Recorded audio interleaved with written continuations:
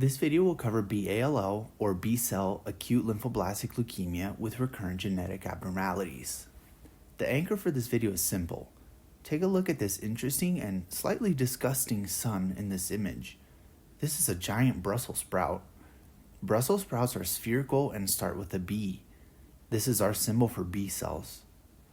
Of course, since it is giant here in this image and just really striking, it'll remind us of BALL. Although there are many, we're going to cover the four main BALLs. Let's begin.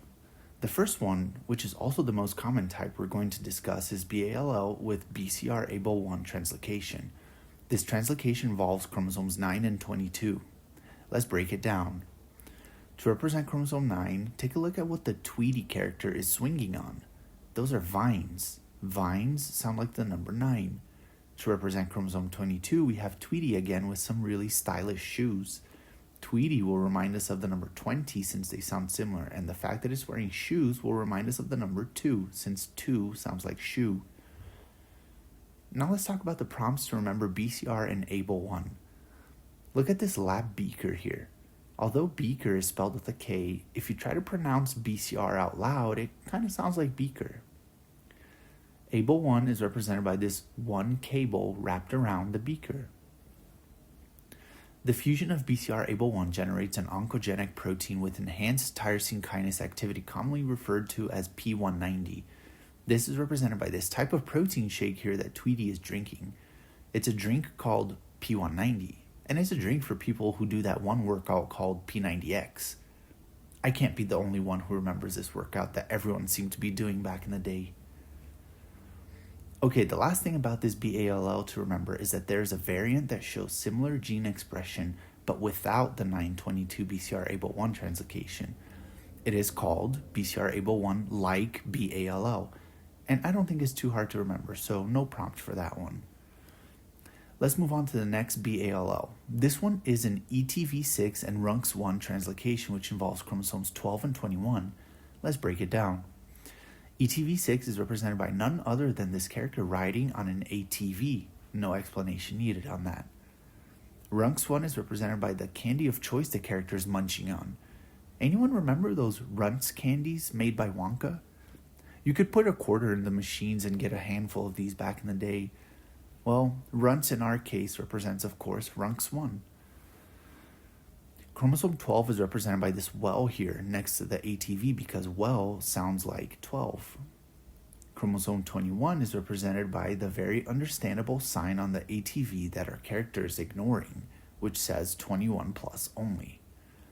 This BALL is particularly common in children and carries a favorable prognosis, which is why the character here is a child and looks happy. The third BALL we're going to discuss is an IGH and IL-3 translocation involving chromosomes 5 and 14. To represent IGH, we of course have, as in other videos, a heavy chain here for obvious reasons that do not warrant explanation. To represent IL-3, just take a look at the tree here. It's got an Illinois flag.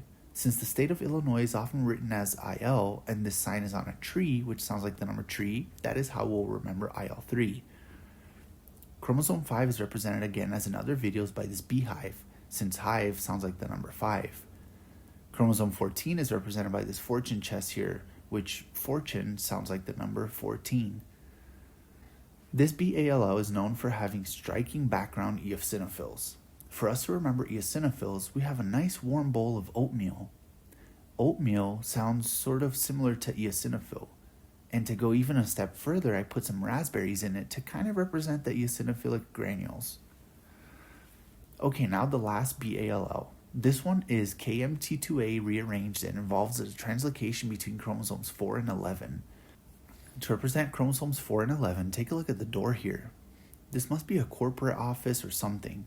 The word door sounds like the number 4, and there's a sign on this door with the logo from that famous gas station. The name of that gas station can remind us of the number 11 since they are sort of similar. KMT2A is represented by this Korean meat stand here, since Korean meat can be abbreviated to KMT, right? I'm sure it has never been, but hey, we're doing it, okay? The last thing to remember is that this one has poor prognosis, and the typical patient is an infant. This is, of course, represented by this infant getting into this light switch here, something he should not be doing at all. He also doesn't look very happy.